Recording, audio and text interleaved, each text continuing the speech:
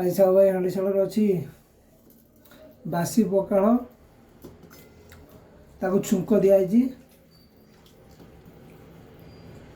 ଆଉ ତା ସାଙ୍ଗରେ ଅଛି ବିନ୍ସ ଶିମ୍ବ ଭଜା, ଶାଗ, ଟମାଟୋ, ବଢ଼ି ଦଳା।